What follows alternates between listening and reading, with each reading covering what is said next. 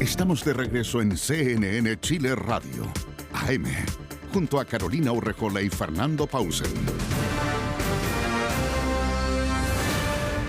8 de la mañana con 36 minutos. Ya está sentado junto a nosotros Sebastián Aguirre. ¿Cómo estás, Seba? Buenos días. Hola, ¿qué tal, Fernando? Carola, ¿cómo están? Tenemos premio Nobel. Así es, en estas semanas en las que hemos conocido los premios en distintas categorías, hoy fue el turno del Premio Nobel de Economía.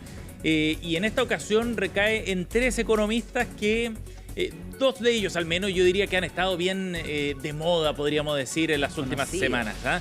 En los últimos años más bien. Daron Acemoglu, Simon Johnson y James Robinson obtuvieron el Premio Nobel de Economía. La razón porque han demostrado, dijo la Casa del Nobel, la importancia de las instituciones sociales para la prosperidad de un país. Y mira por favor la imagen que tenemos. Esta entrevista es súper reciente, me van a confirmar la fecha. No sé si tú la tienes, Sebastián, pero es la entrevista un par de meses, por lo menos, le hizo Mónica Rincón acá en Conexión Global al ganador del premio, a uno de los 3 ganadores del Premio Nobel de Economía, cuando todavía no tenía el premio, pero claro, estuvo recién. James Robinson, que estuvo acá en Chile precisamente, y esto fue hace un mes, nos confirma nuestro editor. Y estuvo en conversación aquí en Conexión Global. Si no me equivoco, está en español la conversación además, así que fue bien fluido y muy interesante para entender cuál es el trabajo que han desarrollado. A ver si lo podemos escuchar un poquito. Ahí esperamos la instrucción del switch. Vale.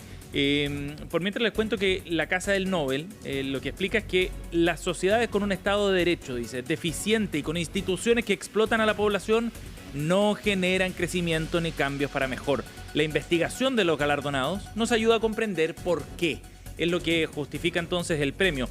Acemoglu y James Robinson escribieron un libro que estuvo muy de moda hace algunos años atrás, ¿Por qué fracasan las naciones? Claro. Y que aborda precisamente este tema.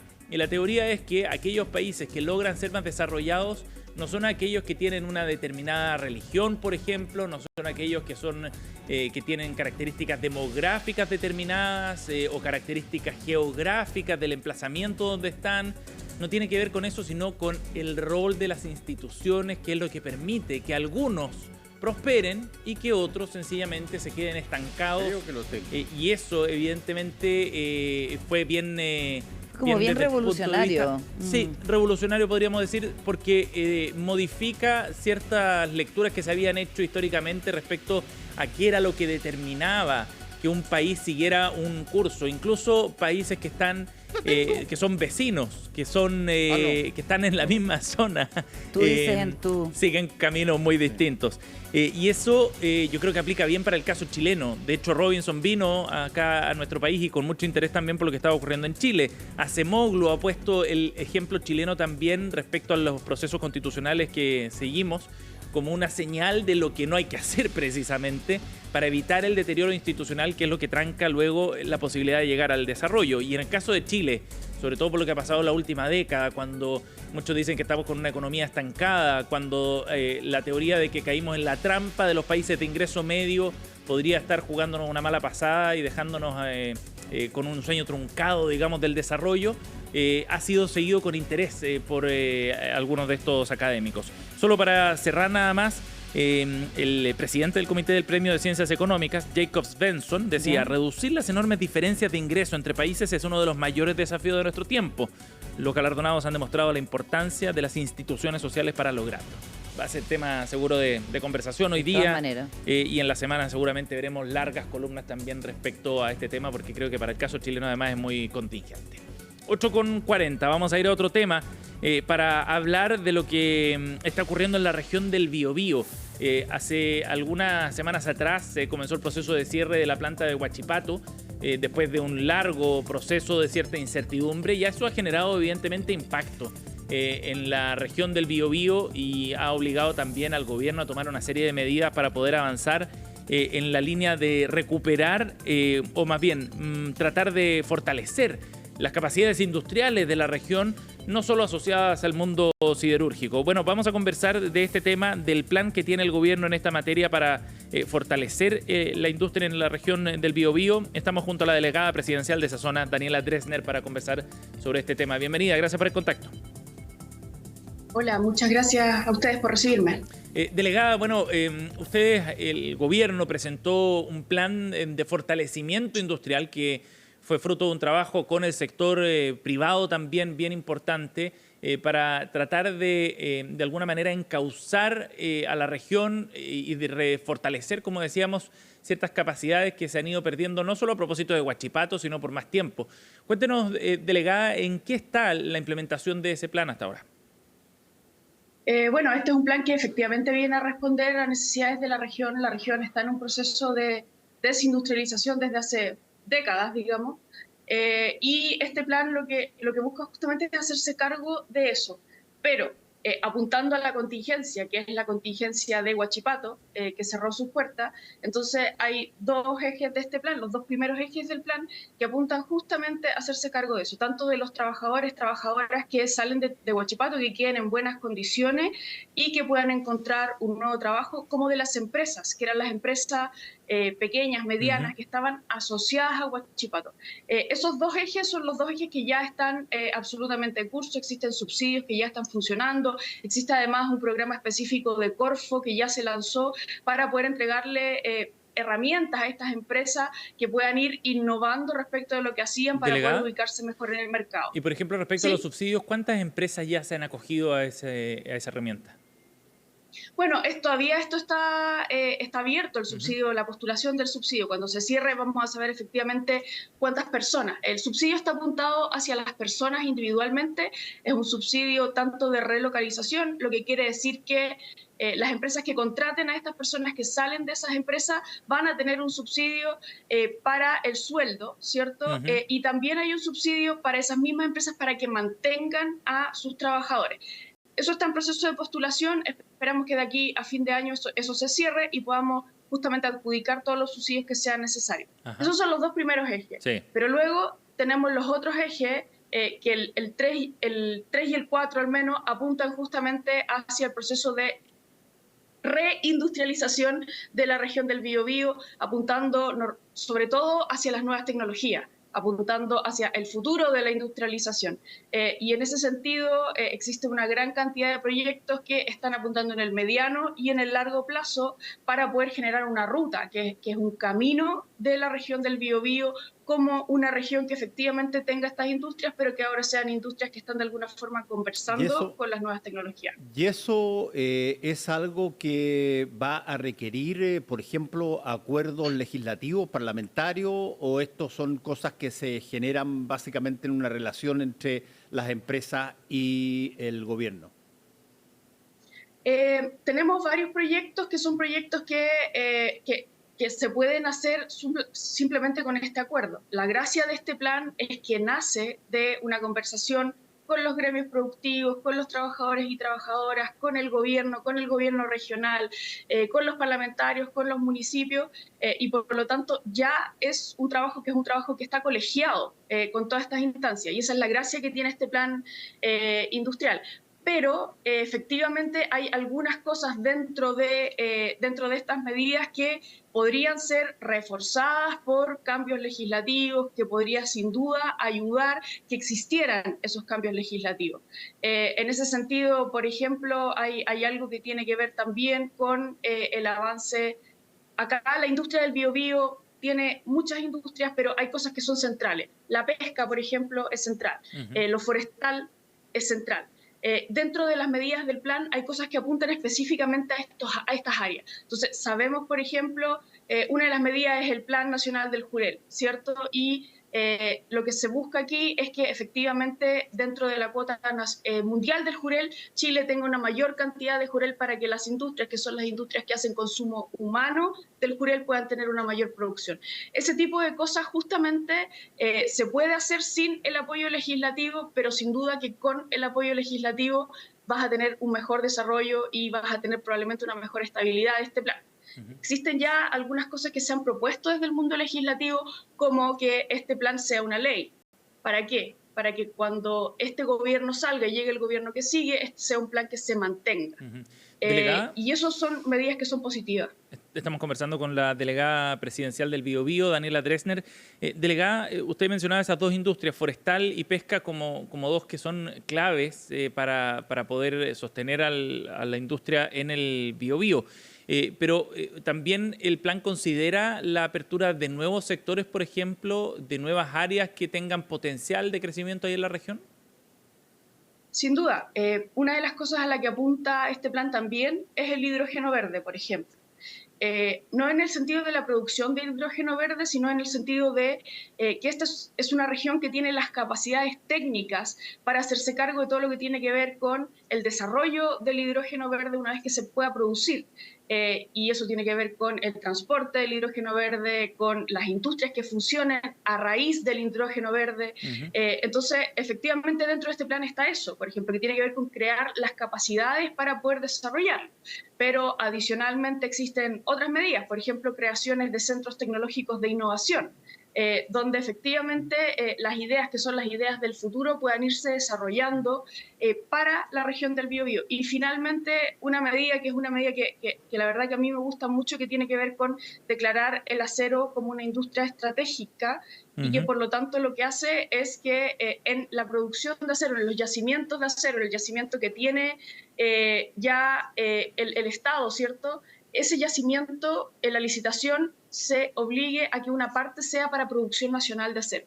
Y eso es por la medida estratégica. Y la región del Biobío, desde luego, tiene ventajas para poder justamente ser donde se produzca este acero, porque ya tiene todas las condiciones de conocimiento, pero también de infraestructura. Desde ese punto de vista, Daniela, estamos conversando con Daniela Dressner, delegada presidencial de la región del Biobío. Esto que está ocurriendo ahí, de alguna manera, no digo compensa, pero cierra el vacío que se creó después del cierre de la siderúrgica Huachipato. Hay gente que va a tener posibilidades de reencontrar sus posiciones laborales después de haber tenido este golpe tan fuerte como fue el cierre. Bueno, esa es una de las ideas del plan. Como lo decía al principio, los ejes 1 y 2 justamente apuntan a eso, hacer un seguimiento acabado de los trabajadores, las trabajadoras, de poder encontrar nuevos trabajos, aquellos que así lo quieran, y también de las empresas subcontratistas. Y esto apunta sobre todo a retener de alguna forma el aumento del desempleo. Existe incluso una medida que es una medida que está propuesta por CENSE, de generar acá en la región una especie de OMIL, pero regional, donde se le hace seguimiento a cada una de las personas, ya para que logren instalarse en otro lugar. Eso también es algo que se va a instalar desde enero del próximo año. Entonces, existen muchas medidas que justamente apuntan a eso, y esas son las medidas que ya están en curso. Y las otras medidas son las medidas de mediano y largo plazo que buscan el futuro industrial de la región. Delegada, de acuerdo a los catastros iniciales, cuando se habló del cierre de Huachipato, se estimaban en cerca de 20.000 los puestos de trabajo directos e indirectos que se iban a perder con el cierre. ¿Cuántos de esos puestos de trabajo se podrían efectivamente retener o recuperar en otros sectores a través del uso de estas herramientas de subsidio, a la relocalización o a la retención de esos trabajadores? ¿Cuánto estiman ustedes que podrían evitar que se destruyan de esos 20.000 puestos de trabajo? Bueno, esa es una cifra que nosotros, a propósito del cierre de Huachipato, hicimos un análisis que es un análisis acabado de efectivamente cuánta gente era la que estaba vinculada a Huachipato. Trabajadores directos hay alrededor de 1.100, 1.200 trabajadores. Trabajadores indirectos son más o menos la misma cantidad, otros 1.100, 1.200. Y trabajadores que están asociados a empresas que dependen desde un 10% para arriba de Huachipato, es una cantidad de alrededor de 3.000 personas. Entonces estamos hablando de 5.000 personas que son las que podrían quedar efectivamente cesantes a partir de esto, ¿ya? Y esa es la medida, que es la medida que tenemos con el Ministerio de Economía a propósito de eso. Y este plan está enfocado justamente a esa gente. Ya, ahora, la idea justamente es contener. Ahora me imagino que hay un problema también de tiempos respecto a esas medidas, porque los subsidios cubren un determinado plazo, si no me equivoco son 5 o 6 meses, ¿no, delegada? Los subsidios de... Son 4 meses. 4 meses. Pero las otras medidas que buscan fortalecer otros sectores o crear sectores nuevos son de mediano o largo plazo. ¿Qué se hace entre medio, entre ambas etapas? Bueno, en el eje número 3 de este plan, justamente a lo que se apunta, por eso yo decía el mediano plazo, que es la inversión, aumentar la inversión, inversión pública y inversión privada. Existen muchos proyectos de inversión pública que están avanzando, pero están avanzando al ritmo que es el ritmo normal de estos proyectos de inversión y por lo tanto lo que se busca justamente es apurar que exista en este periodo, que es el periodo justo como posterior a esos subsidios, exista una gran cantidad de proyectos de inversión que generen trabajo. Y ese mismo trabajo se está haciendo con las empresas privadas. ¿Eso qué quiere decir? Poder apurar la permisología de las empresas, que es una de las cosas que ellas levantan como problemas de inversión, para poder justamente tener más alternativas para la gente de creación de nuevos puestos de trabajo. Eso también está dentro del plan y está en lo que llamamos mediano plazo, que también podríamos pensar que es corto. Ajá. Bien, delegada, muchísimas gracias por conversar con nosotros. La delegada presidencial del Biobío, Daniela Dresden, ha estado aquí en CNN Chile Radio. Gracias por el contacto. Buenos días. Adiós. Muchas gracias a ustedes. Buenos días. Buenos días. 8:52. Vamos a ir a otro tema para hablar de datos bien interesantes respecto a cómo va evolucionando la inversión de grandes proyectos en nuestro país y que trae hoy día el diario El Mercurio. Es un catastro que realiza la Corporación de Bienes de Capital, que es una organización y entidad que lleva precisamente el termómetro de cómo van evolucionando los proyectos de inversión y los montos involucrados también en nuestro país. Bueno, y según este último reporte, el número de proyectos que están contemplados para los próximos 5 años en materia de energía se pegó un salto bien importante en el último catastro. Fíjense que de hecho es el mayor incremento para un trimestre de los últimos 15 años en esta materia.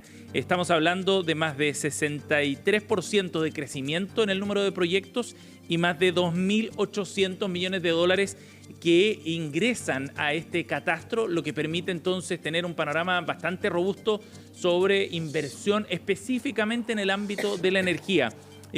Más de 7.300 millones de dólares es lo que se contempla podrían invertirse en nuestro país en el periodo que va de 2024 a 2028. ¿Y por qué es relevante esto? Porque estamos en medio de un escenario donde factores como la tramitación ambiental o los permisos sectoriales se han detectado como un gran obstáculo para seguir avanzando en el desarrollo de nueva inversión, sobre todo aquella de largo plazo acá en Chile. Y estas cifras muestran de alguna manera que hay todavía un grado de confianza bien relevante en nuestro país y en un sector, el de energía, donde Chile tiene mucho potencial también para transformarse en un actor relevante a nivel regional. Son proyectos de transmisión los que están involucrados aquí en este catastro, proyectos relacionados al hidrógeno verde y el amoníaco, por ejemplo, también como aquellos bien relevantes, o proyectos de almacenamiento a través de baterías, que es una tecnología que ha ganado mucha atracción en Chile y que también está atrayendo inversión por montos bien considerables. De hecho, un proyecto destacado en este catastro es uno de almacenamiento en Tocopilla, que debería comenzar su construcción ya a fines de este año y que tiene una inversión cercana a los 180 millones de dólares. Hay otros proyectos mucho más grandes, como la línea de transmisión, por ejemplo, que va desde el norte grande de nuestro país hasta la zona central, con más de 1.300 kilómetros de tendido eléctrico y que también aporta otro monto muy relevante de más de 1.000 millones de dólares en inversión y que debería comenzar su construcción entre los años 2026 y 2030. De acuerdo a esta nota que publica El Mercurio, estas cifras muestran de manera bien relevante cómo se está expandiendo la capacidad del sector de energía en nuestro país, incorporando proyectos también de generación solar y eólica en la matriz de generación, decían desde la Corporación de Bienes de Capital, en una señal, como decíamos, relevante también cuando han surgido muchas críticas sobre la forma en la que se está llevando adelante el tema de los permisos en Chile y cómo puede estar generando un obstáculo también para atraer más inversión. 8:55, en línea con este tema, el ministro Mario Marcel ayer hizo un anuncio bien relevante sobre el proyecto que está en el Congreso para los permisos sectoriales. Este anuncio lo hizo ayer en conversación con Canal 13, donde el ministro adelantaba parte de los cambios que se van a introducir a este proyecto. La iniciativa ya fue despachada desde la Cámara de Diputados, tuvo una aprobación bien contundente, el proyecto de permisos sectoriales en particular, y lo que ha anunciado el ministro es que se van a incorporar algunas indicaciones a este proyecto que van en la línea de dos temas particularmente sensibles. Uno, qué está pasando con las concesiones marítimas en nuestro sistema de permiso, y por otro lado también qué está pasando con el Consejo de Monumentos Nacionales, que ha sido apuntado como uno de los grandes responsables de los retrasos de proyectos grandes de inversión en nuestro país. A veces, dijo el ministro, se presenta un proyecto e inmediatamente surgen los coros de rechazo, decía, respecto a estas iniciativas y a cómo estas dos instancias en particular se podrían estar transformando en una piedra de tope. Por eso entonces se va a generar estas dos indicaciones que van en una línea bien clara: facilitar las cosas y tratar de que los reparos que puedan surgir en estas dos instancias no sean un obstáculo definitivo para el proyecto. El ministro Marcel especificó que en respecto a las concesiones marítimas, esta facultad va a pasar del Ministerio de Defensa a el Ministerio de Bienes Nacionales, que tiene más experiencia en estos temas y que de esa forma entonces podría resolver más rápido los problemas que surjan al momento de tramitar estos permisos. Y por otro lado, el ministro también explicaba que se va a implementar cambios respecto al Consejo de Monumentos Nacionales para que los hallazgos arqueológicos no aparezcan como un problema de fondo que impida el desarrollo de ciertos proyectos, porque hasta el día de hoy no tiene instancia de apelación los fallos del Consejo de Monumentos Nacionales. Lo que está contemplado, dice en esta indicación, es que los temas se vean a un nivel regional y que haya una instancia nacional donde se puedan producir entonces apelaciones. Y con eso se van a poder ver muchos más casos al mismo tiempo, decía el ministro. Dos señales bien relevantes también en momentos que han surgido cuestionamientos al proyecto. No hay un plazo máximo que está puesto para tomar una decisión sobre el permiso, porque una de las cosas que básicamente se ha hablado en todo este tema de las permisologías es que de repente duran 2, 3 años y la cosa sigue y está estancado. Y da la sensación de que no hay una respuesta. Una de las cosas que podrían acelerar los permisos sería que tú tengas un plazo acotado, acotado en que tú tengas que responder. Bueno, el proyecto de permisos sectoriales establece eso por la vía de los silencios administrativos, ¿no? Que si se cumple determinado plazo, dependiendo del trámite, algunos más relevantes tienen un plazo más largo, otros menos relevantes quizás tienen plazos más acotados, pero en caso de que se cumpla el plazo y no haya una respuesta de la entidad estatal, se da por entendido que está aprobado la solicitud del privado. Pero el proyecto fue un poco más allá porque se introdujo un cambio impulsado por la oposición, que lo que busca es sancionar económicamente con parte del sueldo al responsable de la entidad administrativa que tiene a cargo ese permiso. De tal forma que si hubiese algún exceso en los plazos, se sancione con parte del sueldo al responsable, para que haya un incentivo en el fondo a que se responda a las solicitudes que hace una determinada empresa. Ese punto no era parte del proyecto original, el gobierno no está de acuerdo, quizás haya cambio en el Senado, pero es bien claro también que se busca establecer algún tipo de incentivo desde ese punto de vista, de incentivo me refiero de las responsabilidades que tienen quienes tienen que tomar la decisión, ¿no? Porque hoy día pasa el tiempo que y no haya una decisión para partir. Claro, y si no hay eventualmente algún tipo de multa que tenga que pagar el Estado, ¿te acuerdas que quiénes lo conversamos en algún momento también? Sí. Porque a medida que va pasando el tiempo en cualquier proyecto, el tiempo es plata definitivamente, y hay proyectos que se encarecen muchísimo más producto de esas esperas eternas. Solo para cerrar, un último detalle. Hoy día, respecto a lo que va a ocurrir en los mercados, echamos un vistazo siempre a lo que está pasando también con la Bolsa de Comercio acá en Santiago y con el precio del dólar en particular. Ojo a lo que pueda pasar con la reacción de las bolsas con anuncios de estímulos económicos desde China que se hicieron ayer. El ministro de Finanzas del gobierno de Xi Jinping anunciaron una serie de medidas desde el punto de vista sobre todo de estímulos económicos y de facilitar los préstamos para poder estimular a la economía china, que no ha logrado despegar del todo después de lo que ocurrió en la pandemia. Y eso podría generar algunos movimientos importantes también en las bolsas en el mundo, por cierto, acá en Chile. El dólar, por lo menos, a esta hora estaba partiendo con una leve alza, 927 pesos para partir la semana en la moneda norteamericana. Muchísimas gracias, Sebastián, con la Chao, información Carola. de la Chao, agenda Fernando, que estén económica. muy bien. Buenos días.